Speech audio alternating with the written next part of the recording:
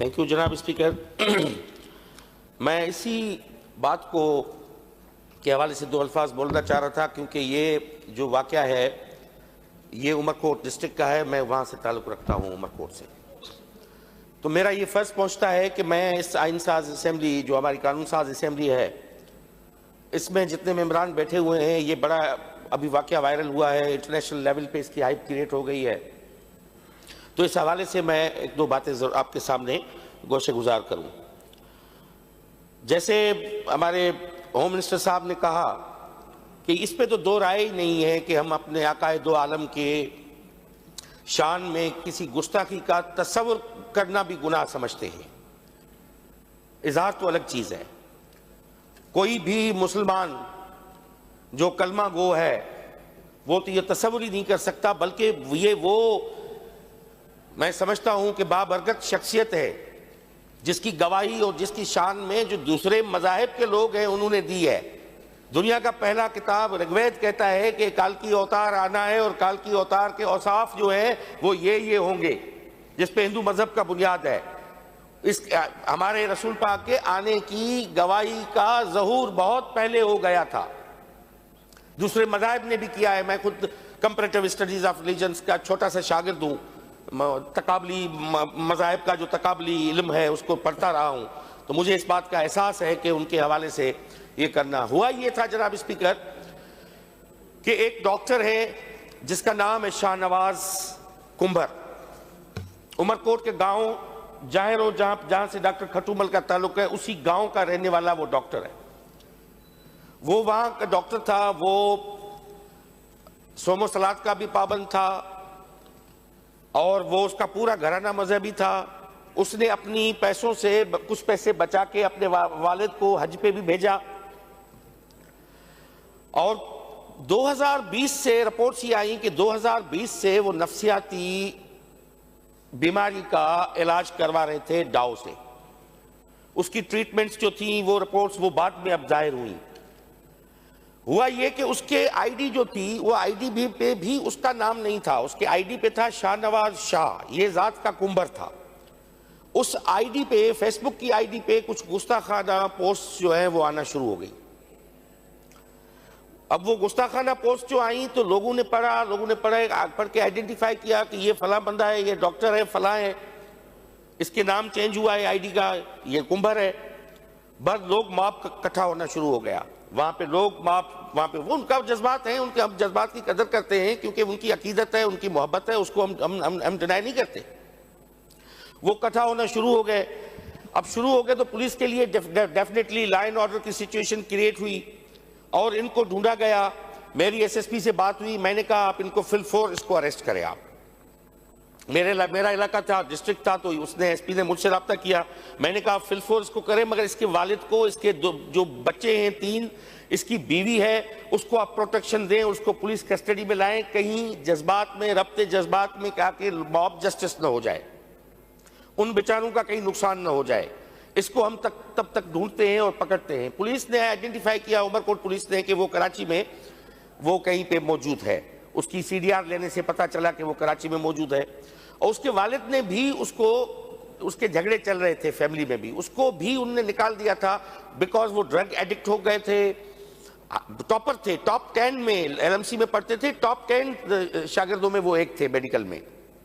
उसने मेरिट पे वो मेडिकल ऑफिसर हुआ, मगर उसका दिमागी तवाज़ुन वो बिगड़ गया, वो एडिक्शन में चला गया। फिर वो कराची की किसी होटल में वो जो लड़का था वो मौजूद था। पुलिस ने आइडेंटिफाई किया करने, ये पुलिस जो यहाँ पे पहुंचने से पहले ही उसने अपनी आईडी से, उसने एक दूसरी आईडी से वो अपीयर हुआ। उसने कहा कि ये जिस आईडी से गुस्ताखाना ये जुमले आ रहे हैं ये मैं नहीं हूं, मेरी आईडी है और है जो मेरी आईडी को ऑपरेट कर रहा है। इसकी पहली वर्बल फिजिकल वीडियो के साथ अपीयरेंस ये थी। अब तो वला आलम के वो जो पहले वाले कमेंट थे उस पर कोई हैंड राइटिंग तो थी नहीं। अब फेसबुक के ये तो कोई देख ही नहीं सकता कि उसकी अपने लिखे हैं या किसी और ने मोबाइल उठा के लिख दिए। अब मैं फारूक भाई का मोबाइल उठा के, मेरे हाथ लगता है मैं कुछ भी लिख दूं उस आईडी पे, उसकी तरदीद आ गई। उसने वीडियो में कहा कि ये आईडी मेरी हैक हो गई है, ये कोई और कर रहा है और मैं पुलिस को बताता हूं कि मैं इस जगह पे मौजूद हूं वो वीडियो जो दिखाता है उसमें ये भी दिखाता है कि ये होटल है, इस होटल के वो सीढ़ियों तक जीनों तक आता है, फिर कमरे में जाता है, वो दिखाता है। ये वीडियो मैंने देखी। मैंने एसपी से बात की, मैंने कहा इसको सेफली आप प्लीज इसको आप पकड़ के कराची में ही आप इसको रख के इन्वेस्टिगेट करें और कोर्ट ऑफ लॉ में पेश करें। अगर मुजरिम है तो साबित हो जाएगा, जुर्म साबित हो जाएगा। अगर नहीं है तो खामखा इसको गैसेटने की जरूरत नहीं है।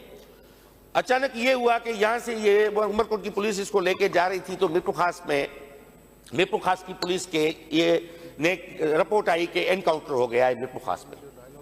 ये शख्स एनकाउंटर हो गया मीरपुर खास में, और इसका जो एक दोस्त था उसके साथ ये था, और दोस्त की गोली लगी है इसको, जिससे ये जो हमारा जो ये जो था बंदा वो वहां पे वो कत्ल हो गया, और वो जो दूसरा जो था वो फरार हो गया। जो इसका साथी जो था वो फरार हो गया और ये मर गया अपनी दोस्त की गोली से। ये स्टोरी आ गई।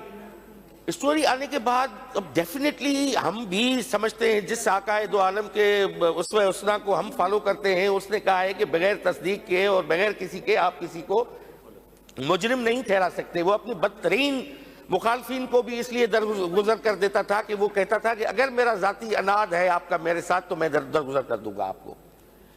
मगर वो बिना तफ्तीश के और बिना इस हवाले से लाज भी बने हुए हैं, हमारे पास सारे कानून बने हुए हैं। उसको वहां पे मार दिया गया तो सोशल मीडिया पे हाइप खड़ी हो गई, पूरी दुनिया में ये न्यूज चल गई, इंटरनेशनल मीडिया पे न्यूज आ गई कि पुलिस ने उनको वहां पे मुकाबले में मुबैना तौर पे उसको मर्डर कर दिया। अब हमारी एक ईवान में बता रहा हूं, हमारी क्या जिम्मेदारी बनती है। कल खुदा ना खास्ता मेरा मोबाइल, आपका मोबाइल, किसी का मोबाइल हैक हो जाए या कोई ज़हनी तवाज़ुन है, इंसान पागल हो जाए, क्या दुनिया के पागलों को हम गोलियां मार देंगे? क्या पागलों को मार देंगे? जितने भी पागल हैं वो कल जो है निकले और कराची में सारे पागलों को पकड़ के हम गोलियां मार दें? अगर वो बीमारी ज़हनी मरीज था तो वो भी डॉक्टर की इन्वेस्टिगेशन होती, हेल्थ डिपार्टमेंट का बोर्ड बैठता, उसको देखता इसकी ज़हनी कैफियत क्या है। अब इस पे हमारा क्या होना चाहिए? मैं अप्रिशिएट करता हूं ऑनेस्टली, क्योंकि इस इलाके का है, मैं होम मिनिस्टर साहब को जिसने ये एक्शन लिया है, और मैं यही तवक्को करता हूं कि एक जमहूरी इस्लामी रियासत में हमारे आकाए दो आलम के जो प्रिंसिपल्स हैं उनके बुनियाद पे जो है वो कार्रवाई होनी चाहिए, और उसी बुनियाद पे जो है वो हम इसको आगे बढ़ाएं, ना इसके कि एक ने सोच लिया और ये समझ लिया कि सरदार शाह ने फलां गुस्ताखाना बात कर दिया, बिना तस्दीक के उसको मार दो। उमरकोट 54% अकलियतें रहती हैं। उमरकोट वो जिला है पाकिस्तान का वाहिद जहां पे 54% हिंदू हैं, 46% मुसलमान हैं, 44%।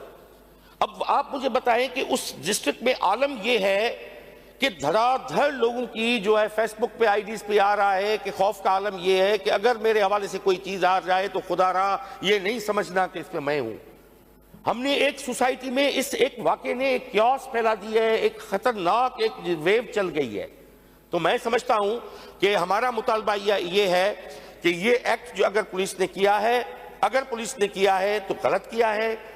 अब वो तो चला गया, अब उसके पीछे जो बैठे हुए हैं उनको प्रोटेक्शन देना, मैं समझता हूं कि होम मिनिस्टर साहब इस पे सीरियसली उसको लेंगे, उसको प्रोटेक्शन मिलेगी।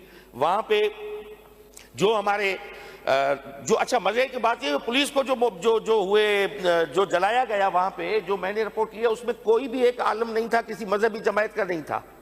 वो एक दूसरे जो लोग थे वहां के, जो तमाशबीन होते हैं फायदा लेने के चक्कर में, उन्होंने आके जलाई है। वो उलमाए कराम जो थे आए, उन्होंने अपना एहतजाज रिकॉर्ड करवाया, पुलिस से मिले और वो चले गए। उन्होंने का बयान भी ये था कि इनको आप कानून की गिरफ्त में लाएं और इसको तफ्तीश करें। ये थी जो मजहबी जमायतें थी उनका एक जिम्मेदाराना एक रवैया था। बाकी मैं उनके बारे में नहीं बोलता, मौलवियों के बारे में जिनको पढ़ा ही नहीं होगा कि फकत दाढ़ी रखने से कोई मौलवी तो नहीं होता, ना वो आलिम बनता है। सुन्नत की पैरवी करना एक अलग चीज है, मगर उसके बारे में अपना इल्म और खिरद रखना ये अलग चीज है। तो मैं मेरे इलाके का है, मुझे बड़ा जनाब स्पीकर ये मैं कल पूरा दिन और रात पूरी ईमानदार की बात में सो नहीं पाया। मैंने कहा वला आलम मेरे आईडी है, मैं सोशल मीडिया यूज करता हूं, कल किसी के हाथ लग जाए और मुझे गोलियां मार दे, और जो रियासत जो प्रोटेक्शन देती है, अगर पुलिस ने ये किया है तो अब भाग के लोग कहां जाएंगे? वहां जाएंगे कि मैं कोर्ट ऑफ लॉ में पेश हो जाऊं, मेरी हयाती बच जाए, मुझे बोलने का मौका मिले। अगर वहीं पे ही उसका हो जाए जनाब इसका मर्डर, तो आप समझें कि इससे बड़ी एक लाकानूनियत और जंगल का कोयटा में भी ऐसा वाकया हुआ है। और मैं होम मिनिस्टर साहब के इस बयान का खैर मुकदम करता हूं और अप्रिशिएट करता हूं कि इन्होंने ये बड़ा ज़बरदस्त क्लियर स्टैंड लिया है कि वहां का जो SSP है, DIG है, उनको सस्पेंड करके इंक्वायरी कंडक्ट करवाई है। जो भी इसमें मुलविस होते हैं उनको according law, in the light of law, उनके हवाले हो जाएगा, कार्रवाई हो जाए। Thank you. जी फारूक साहब।